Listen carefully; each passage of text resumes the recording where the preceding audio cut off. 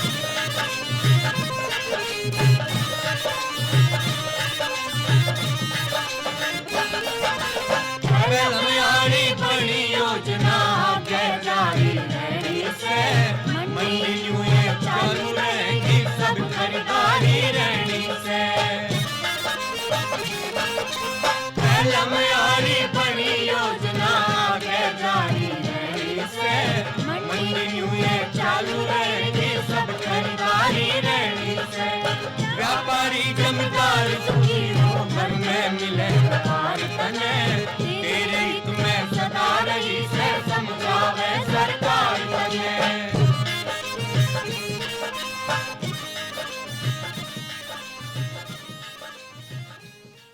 भारत की तत्कालीन प्रधानमंत्री श्रीमती इंदिरा गांधी ने 12 जून 1966 को आकाशवाणी से हरियाणा के अलग राज्य की घोषणा की। उन्होंने कहा कि हरियाणा और पंजाब के आपसी संबंध मजबूत बनाने के लिए चंडीगढ़ दोनों प्रांतों की संयुक्त राजधानी होगी और उसे केंद्र शासित प्रदेश का दर्जा दिया जाएगा। 7 सितंबर 1966 को संसद में विधेयक पारित कर दिया गया और 18 सितंबर को माननीय राष्ट्रपति द्वारा हस्ताक्षर कर दिए गए। 1 नवंबर 1966 को हरियाणा पंजाब से अलग होकर एक नया राज्य बन गया। पंडित भगवत दयाल शर्मा नवगठित हरियाणा प्रांत के पहले मुख्यमंत्री बने। सरकार का मंत्रिमंडल पंजाब के नेताओं को लेकर बनाया गया। हरियाणा को मूलतः कृषि, उद्योग और खेल के लिए विशेष तौर पर जाना जाता है। हरियाणा गठन के बाद प्रांत ने इन सभी क्षेत्रों में आशातीत विकास किया। कृषि के क्षेत्र में हरियाणा की अग्रणी भूमिका के बारे में बताते हुए वरिष्ठ पत्रकार एवं लेखक डॉक्टर सतीश त्यागी कहते हैं, 1966 में जब हरियाणा बना और पंडित भगवत दयाल शर्मा पहले मुख्यमंत्री बने तो उन्होंने जनता का आह्वान किया कि आप लोग मोटे अनाज खाने की आदत डाली। बाजरा यानी गेहूं खाने को उन्होंने मना किया। इसलिए मना किया क्योंकि गेहूं का यहाँ अभाव था और हमने 1967 में पंडित जी के मुख्यमंत्रित्व काल में पंजाब से गेहूं खरीदा। और आज हम देखते हैं कि हरित क्रांति जब हुई हरियाणा में अगले एक दशक में, तो हरियाणा सेंट्रल पूल में नंबर 2 पे था पंजाब के बाद गेहूं देने वाला, चावल देने वाला। तो ये जो प्रगति हुई है कृषि के क्षेत्र में, ये अद्भुत प्रगति थी और हरियाणा की जनता ने इसको इसीलिए, चूंकि एक प्रतिस्पर्धा थी पंजाब के साथ में कि हमने विकास की दृष्टि में, आपने तो हमें जानबूझ के पीछे रखा, लेकिन अब हम चूंकि अपने आप में एक सूबा बन गए हैं तो अब हम इस कमी को पूरा करेंगे और आप लोगों से आगे निकल के दिखाएंगे। और वो हरियाणा की जनता ने करके दिखाया। इसी क्रम में गुरु जम्भेश्वर विश्वविद्यालय हिसार के अर्थशास्त्र विभाग के अध्यक्ष प्रोफेसर नरेंद्र कुमार बिश्नोई मानते हैं, यहाँ पे गेहूं भी है, यहाँ आप देखेंगे कि चावल है, इसका उत्पादन होता है। चावल के उत्पादन में खासतौर पर बताऊं, जो बासमती राइस है हरियाणा का, वो अपने आप में दुनिया में फेमस है। जो एक्सपोर्ट करते हैं हम बासमती चावल का, उसका अराउंड 60% चावल केवल हरियाणा एक्सपोर्ट करता है। यहाँ पे आप देखें कृषि का जो हम कहते हैं ना डाइवर्सिफिकेशन होना चाहिए, तो डाइवर्सिफिकेशन भी समय के साथ साथ हो रहा है। आप अगर जो पिछले 20 साल का देखें तो 20 साल में हरियाणा में जो लाइव स्टॉक में आप देखेंगे दूध भी आता है, पोल्ट्री भी आता है, मीट भी आता है उसमें, तो ये सब चीजें आती है। तो लाइव स्टॉक का कंट्रीब्यूशन जो एग्रीकल्चर से जो टोटल हमारा जो जीडीपी में कंट्रीब्यूशन होता है, जो उत्पादन होता है, उसका ऑलमोस्ट 40% से भी ज्यादा लाइव स्टॉक से हो रहा है। तो हरियाणा लाइव स्टॉक में बड़ी तेजी से आगे बढ़ा है पिछले 20 साल में।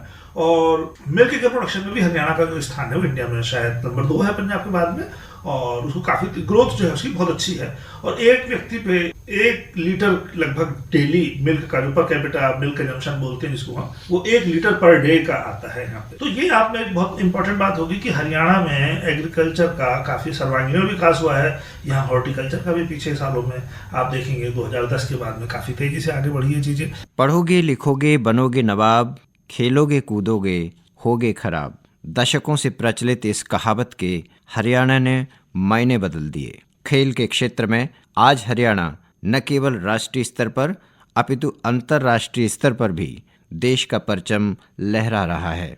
हरियाणा ने खेलों में न सिर्फ अंतर्राष्ट्रीय ख्याति प्राप्त की अपितु खेल पर्यटन के भी द्वार खोल दिए। महर्षि दयानंद विश्वविद्यालय रोहतक की खेल विभाग की उपनिदेशिका डॉक्टर शकुंतला बेनीवाल कहती हैं, इसके बारे में मैं थोड़ा सा ये कहना चाहूंगी कि हरियाणा कभी से ही हिंदुस्तान में एक बहुत ही प्रोस्परस स्टेट रहा है और यहाँ क्योंकि खेती के नाम से हमारा राज्य जाना जाता है। भारत का किसान बहुत मेहनती वर्ग है और खेल में भी मेहनत की सख्त उतनी ही जरूरत पड़ती है। तो कभी सोचा तो नहीं होगा क्योंकि उस समय पे उतनी टेक्नोलॉजी भी नहीं थी और इतना एक साइंटिफिकली एजुकेशन भी नहीं थी लोगों के पास, आम आदमी के पास वहां तक पहुंच नहीं थी। तो हो सकता है कि कभी ये किसी ने सोचा ना हो, बट कभी हमारे बुजुर्ग जो ये हमारे सीनियर खिलाड़ी रहे, हमारे वैज्ञानिक रहे, उन्होंने ये अंदाजा भी लगाया होगा कि किसी समय पे हरियाणा खेलों में भी इतना ही बड़ा नाम करेगा। तभी वो चीजें एक से निकल के एक आगे चलती गई।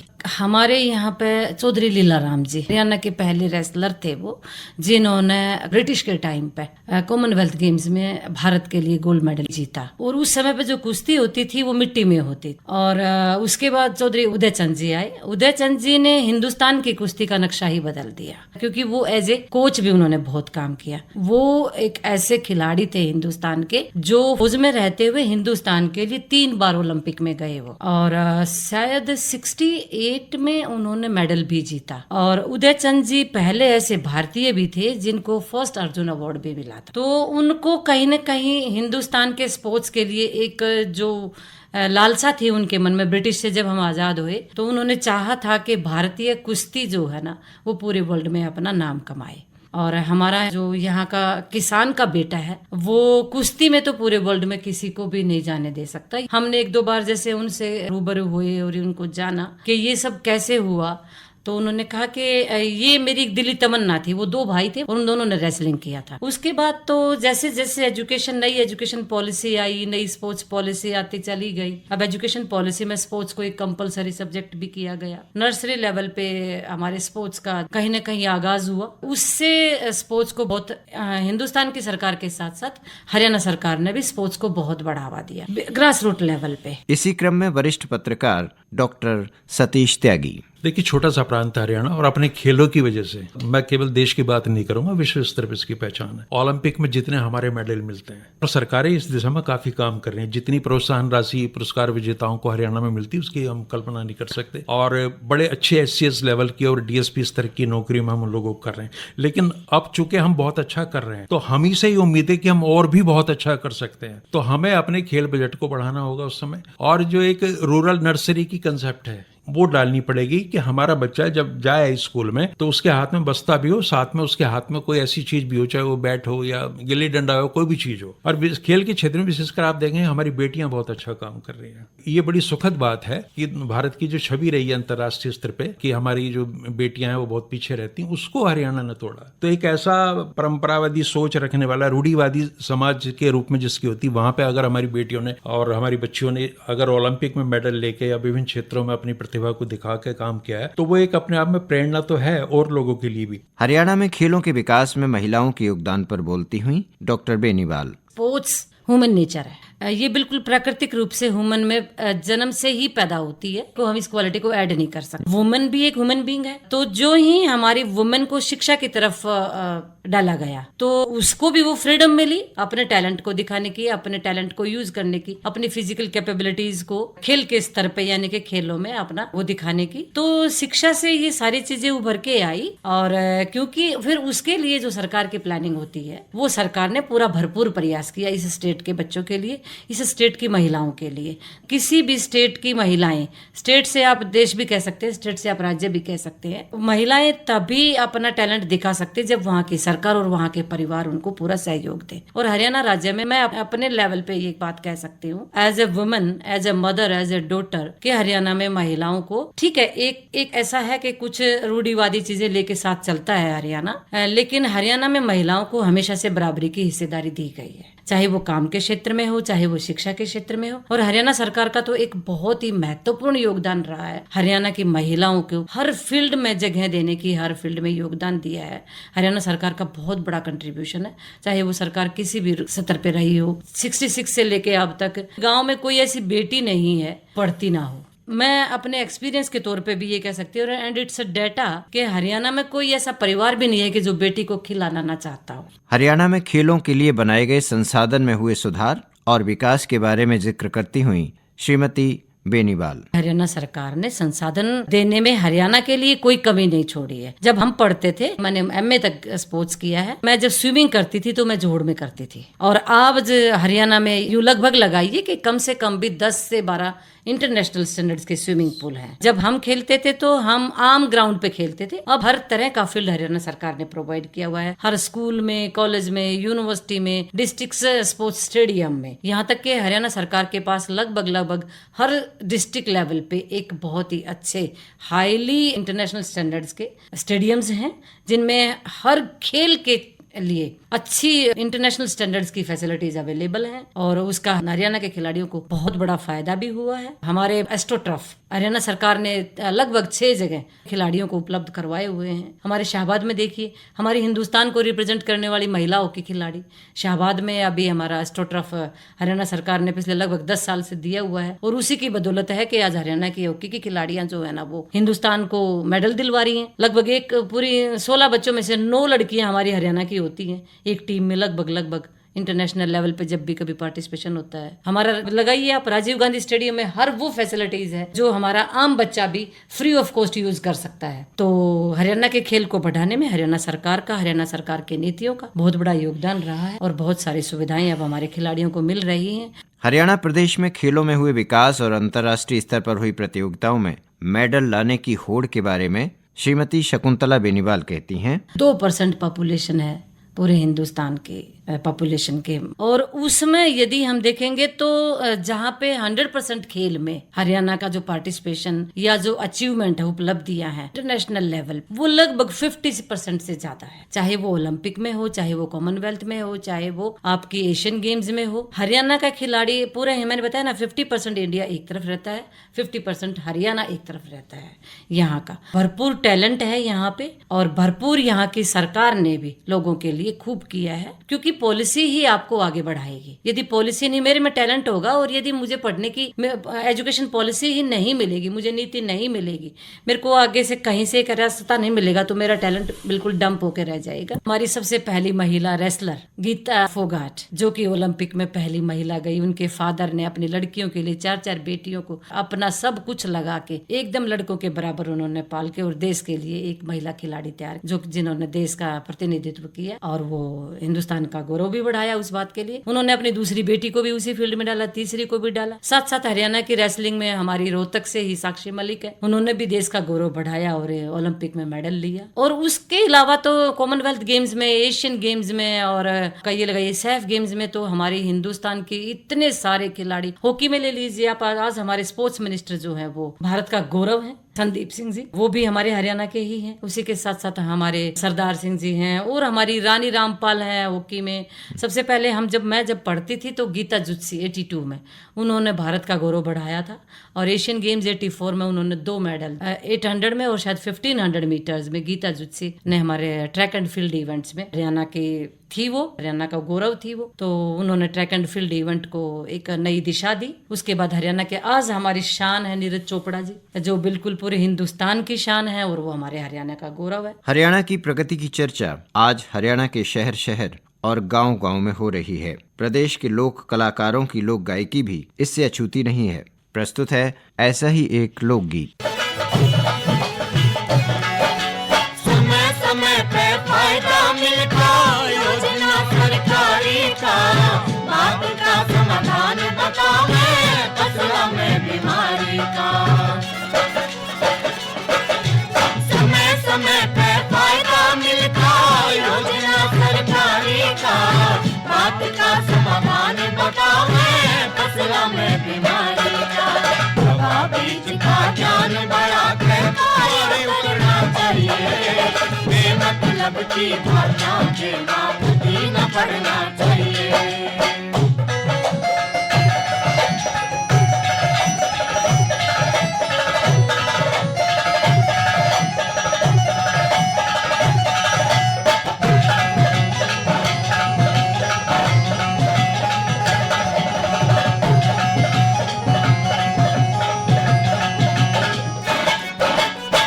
सबकी खुशहाली खातिर गवर्नमेंट प्रयास करे, नई नई खोज करे, वैज्ञानिक नए नए ढंग तलाश करे।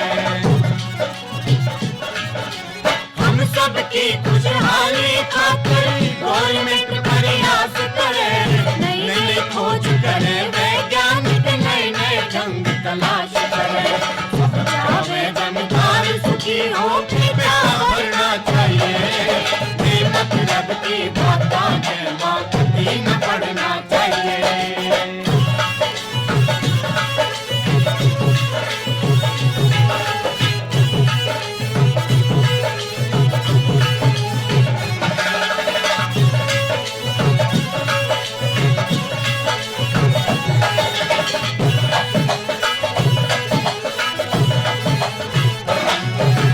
सरकारी नीतियां सहायक होंगी खेती बाड़ी में, कदम कदम पे साथी हर दम कुछ ना बात बिगाड़ी में।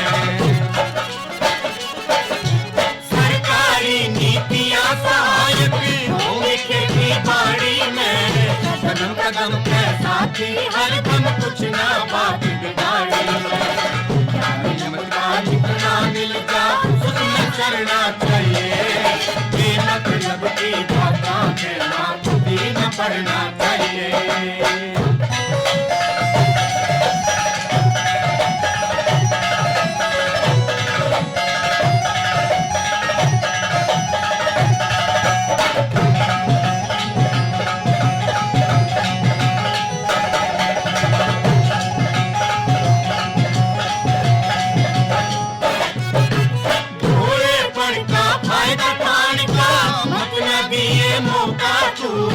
हौसले में जीना सीख ले, जाना चाहता जो खातू। भोलेपन का फायदा उठाने का मतलब ये मौका तू, हौसले में जीना सीख ले, जाना चाहता जो खातू। अपने गिराने की फर्क करे, कितना सुधरना चाहिए, मतलब की बातों के माप भी न पड़ना चाहिए। जमींदार में निर्भय हो, जमींदारा करना चाहिए, मतलब की बातों के माप भी न पड़ना चाहिए।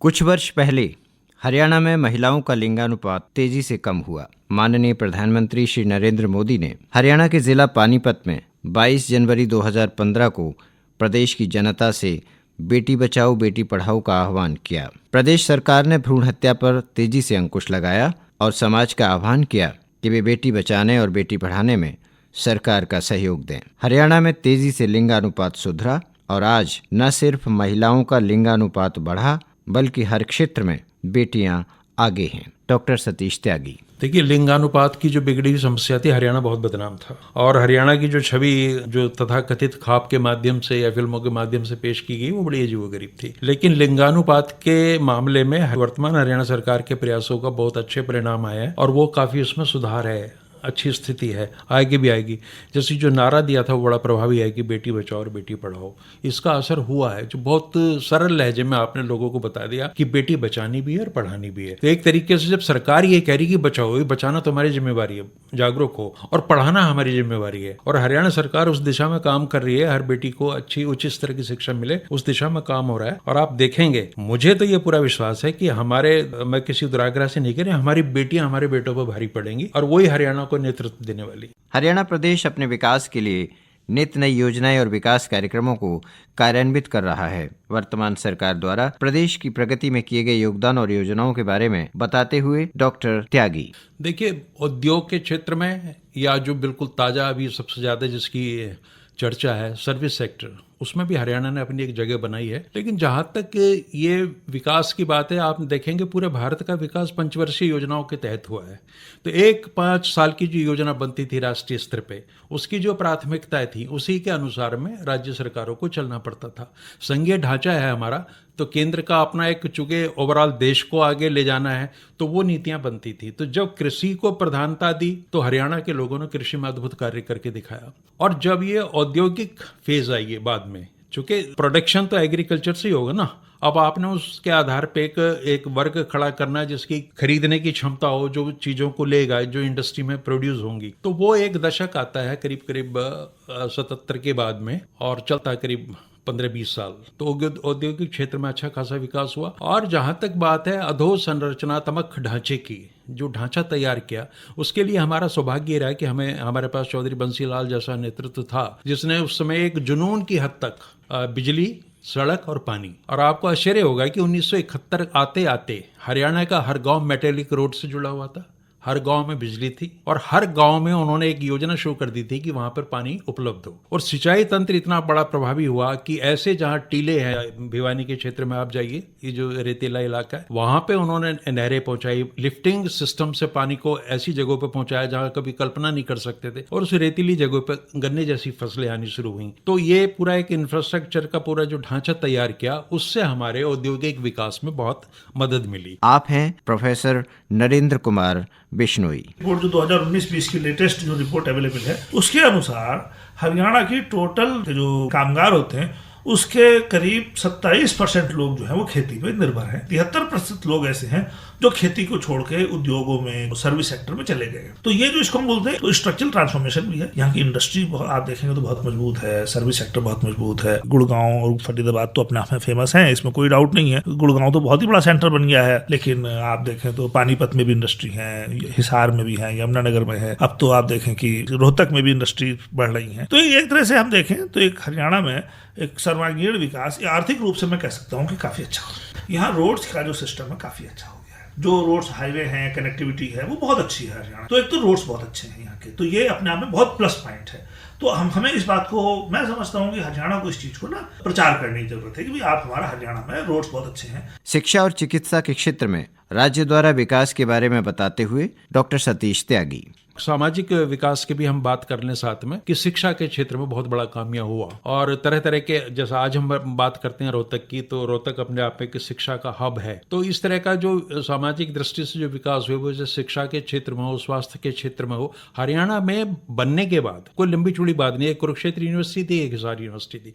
आज की तारीख में हम देखें दर्जनों हमारे सरकारी क्षेत्र के विश्वविद्यालय हैं, प्राइवेट विश्वविद्यालय हैं, और रोहतक मेडिकल कॉलेज जो है वो चलते चलते PGI और उसके बाद में मेडिकल यूनिवर्सिटी का रूप ले लिया, और कई मेडिकल कॉलेजेस बन रहे हैं। तो वो एक पूरा जो ढांचा सामाजिक विकास का था, वो भी साथ में खड़ा किया। हरियाणा प्रांत ने उद्योग के क्षेत्र में दिन दूनी रात चौगनी तरक्की की। 1966 में हरियाणा बनने के बाद फरीदाबाद हरियाणा का सबसे बड़ा इंडस्ट्रियल हब बन गया, जहां मदर इंडस्ट्री यानी कि हैवी इंडस्ट्री का बोलबाला था। इस शहर में कारों के बड़े बड़े उद्योग लगे, यहाँ तक कि पूर्व प्रधानमंत्री पंडित जवाहरलाल नेहरू के न्यू इंडस्ट्रियल टाउनशिप यानी NIT की परिकल्पना भी इसी शहर में की गई थी। पत्रकार एवं लेखक डॉक्टर सतीश त्यागी कहते हैं, आज़ादी से पहले जो विभाजन के बाद जो यहाँ पंजाबी लोग आए थे माइग्रेट होके, उन्होंने एक शहर बसाया था फरीदाबाद NIT। तो वो सब पूरा इंडस्ट्रियल था पूरा का सिटी। तो वहाँ पे जो लाहौर साइड में जो उस तरह का संपन्न तबका था, जिस तरह का उस समय उद्योग थे, उनको जारी रखने के लिए फरीदाबाद में वो एक शहर बना। और फरीदाबाद की अपनी एक पहचान हुई, वो चाहे ट्रैक्टर के निर्माण में हो, साइकिल के निर्माण में हो। तो फरीदाबाद और गुड़गांव 2 शहर हमारे उस समय एक ऐसी विकास की प्रक्रिया में आए औद्योगिक रूप से, जिनकी चर्चा पूरे भारत में रही। तो औद्योगिक क्षेत्र में अच्छा खासा विकास हुआ। 80 के दशक में एक बड़ी कार निर्माता कंपनी के आगमन के बाद गुड़गांव शहर ने पूरे विश्व में एक नया मुकाम हासिल किया। कार कंपनी के आने के बाद उसके पार्ट्स बनाने की छोटी छोटी कंपनियां और वहां रहने के लिए प्राइवेट कॉलोनियों को बसाया गया और ये सब गुड़गांव के आकर्षण का केंद्र बनी और धीरे धीरे शहर ऑटोमोबाइल और IT हब के रूप में जाना जाने लगा। मौजूदा समय में विश्व की बड़ी मल्टीनेशनल कंपनियों ने भी यहाँ का रुख किया है। गुड़गांव अर्थात आज का गुरुग्राम न केवल देश से अपितु विदेश से भी प्रतिभाओं को अपनी ओर आकर्षित कर रहा है और इससे प्रांत की आर्थिक स्थिति मजबूत हो रही है। इस बारे में चर्चा करते हुए डॉक्टर सतीश त्यागी, जैसे ही सर्विस सेक्टर में क्रांति हुई, IT रिवोल्यूशन हुई, तो गुड़गांव एक बहुत बड़े हब के रूप में आया और बंगलोर के लगभग बराबर उसने प्रतिष्ठा अर्जित की। आज गुरुग्राम ऐसा नहीं लगता कि वो शेष हरियाणा का हिस्सा है। वर्तमान में प्रगति के पथ पर सवार हरियाणा प्रांत आने वाली कल की चुनौतियों से बेखबर नहीं है। प्रोफेसर नरेंद्र कुमार बिश्नोई कहते हैं कि प्रांत को भविष्य की चुनौतियों का सामना करने के लिए अभी से तैयारी करनी चाहिए। यहाँ की लीडरशिप हमेशा एक जिम्मेदार लीडरशिप रही है, इन द सेंस कि यहाँ की हमेशा पर कैपिटल इनकम काफी हाई रही है। इस समय इंडिया में मेजर स्टेट्स में हरियाणा इज नंबर 1 और ग्रोथ भी हरियाणा की आप देखेंगे 7-8% लगातार 20 साल से चल रही। तो ग्रोथ अपने आप में हाई होना एक बहुत अच्छी बात है। कुछ एक चीज उसमें बस मैं कहूँ, जो major concentration of economic activity है ना, वो गुड़गांव और फरीदाबाद में। तो मैं मानता हूँ कि अब ऐसा समय आ गया है हरियाणा की अर्थव्यवस्था को देखते हुए कि रोहतक में, हिसार में, हम कहें कि जींद में, करनाल में, बाकी राज्यों में भी हमें आर्थिक गतिविधियों को, इकोनॉमिक एक्टिविटीज को नए सिरे से बढ़ाने की बहुत जरूरत है। क्योंकि जैसे हमारे यहाँ पे यूनिवर्सिटीज हैं, आप रोहतक में भी है, हिसार में भी है, तीनों यूनिवर्सिटी हरियाणा की काफी A ग्रेड यूनिवर्सिटी। अब साउथ में आप देखें जाके तमिलनाडु में, कर्नाटक, केरल में, उन लोगों ने उसके साथ में IT पार्क डेवलप करना शुरू कर दिए। तो IT पार्क डेवलप करने अब हमारे जो है सारे IT पार्क गुड़गांव में ही हो रहे हैं। तो मैं ये समझता हूँ सरकार को इस बारे में सोचना चाहिए। जो IT कंपनियों को कहें कि आप अपने यूनिट यहाँ एस्टेब्लिश करें, तो वहीं स्टूडेंट पढ़ते हैं, वहीं पे टीचर हैं, वहीं पे लैब है, वहीं पे आप नौकरी मिल जाएगी। सरकार इंडस्ट्री का यूनिवर्सिटी से कोलैबोरेशन बेटर होगा। तो इस तरीके की सोचने की जरूरत है। इस बारे में चर्चा करते हुए डॉक्टर सतीश त्यागी, तो सारा फोकस आप देखेंगे आज गुड़गांव केंद्रित है। पूरा हरियाणा का जो डेवलपमेंट है, इंडस्ट्रियल डेवलपमेंट है या सर्विस सेक्टर का डेवलपमेंट है, वो गुड़गांव केंद्रित है। तो हमें ये देखना पड़ेगा कि गुड़गांव में एक दिन ऐसा आएगा, इतना कंजेशन हो जाएगा, इतना लोड होगा कि जैसे आप दिल्ली को आज डिकंजेस्ट करने की सोच रहे हैं और दिल्ली फैलती हरियाणा में आ गई है, उसी तरीके से आपको देखना पड़ेगा हरियाणा का ये वाला क्षेत्र भी इसको डिकंजेस्ट करने के लिए बहुत चीजें करनी होंगी। दूसरे, पहले हम देखते थे कि 52 से 58% हमारा GDP में योगदान कृषि का होता था। उसके बाद में उद्योग की सूची आती थी और फिर आता था सर्विस सेक्टर। लेकिन आज पूरा का पूरा पिरामिड बदल चुका है। आज सर्विस सेक्टर ऐसी जगह है जहां पे जो GDP में सबसे ज्यादा कंट्रीब्यूट कर रहा है, इंडस्ट्री नंबर 2 पे आ रही है और कृषि नंबर 3 पे आ रही है। हमें, हमारी जो मानसिकता है कि कृषि ही हमारी सारी समस्याओं का हल कर देगी, उसमें भी हमें नए तरीके से सोचना पड़ेगा। बिल्कुल कर देगी। और हमारे पास बहुत बड़ी मानव संपदा है जिसके पास एक कृषि क्षेत्र की विशेषज्ञता है और एक अनुभव है बहुत बड़ा हमारे किसानों का। लेकिन हमें कृषि को अपने एक नया रूप देना पड़ेगा। सौभाग्य से आज दिल्ली जैसा प्रांत और करीब 2.5-3 करोड़ की आबादी, हमारे बराबर लगभग आबादी है, एक वो मार्केट हमारे लिए तैयार है। लेकिन क्या हम उनको, ये जो परंपरागत रूप से हम खेती कर रहे हैं, जो रासायनिक खादों वाली खेती है और जिसके बारे में इतनी गलत धारणाएं आज की प्रचारित है और उनमें काफी दम भी है, तो क्या हम दिल्ली जैसे मार्केट को, मान लीजिए उसमें हम 1 करोड़ लोग भी मिडिल क्लास में मान लें जो अफोर्ड कर सकता है, क्या हम उसे जैविक उत्पाद कृषि के माध्यम से दे सकते हैं? तो उसमें हमारी फूड प्रोसेसिंग इंडस्ट्री बहुत काम करेगी। तो हरियाणा इस मामले में सौभाग्यशाली है कि बेशक उसकी अपनी जनसंख्या 2.5-3 करोड़ है, लेकिन उसके पास में एक ऑलरेडी दिल्ली के रूप में एक ऐसा मार्केट मौजूद है जो उसकी आवश्यकताओं की पूर्ति करने के लिए वो जैविक खेती के क्षेत्र में और जो और चीजें हैं जो सर्विस सेक्टर की, वो कर सकते हैं। विशाल भारत के मानचित्र पर एक छोटा राज्य होने के बावजूद हरियाणा हर काल और समय में अपनी प्रासंगिकता को सिद्ध करता रहा है। समय के चक्र के साथ आने वाली परिवर्तनों को आत्मसात करता हुआ हरियाणा प्रगति की नित नई ऊंचाइयों को छू रहा है। प्रगतिशील हरियाणा का आज अपने आने वाले कल के स्वर्णिम युग का आगाज कर रहा है। बात का डर को न्याय दुखाना वो जनदार तने तेरे हित में सदा लड़ी से समझावे सरकार तने तेरे हित में सदा लड़ी से समझावे सरकार तने तेरे हित में सदा लड़ी से समझावे सरकार तने तेरे हित में सदा लड़ी से समझावे सरकार तने। इस कार्यक्रम को आकाशवाणी के रोहतक केंद्र पर तैयार किया गया और आकाशवाणी के दिल्ली केंद्र से प्रसारित किया गया। आलेख, वाचन और संयोजन यज्ञदत्त मिश्र का, प्रस्तुति गौरव चंद्र।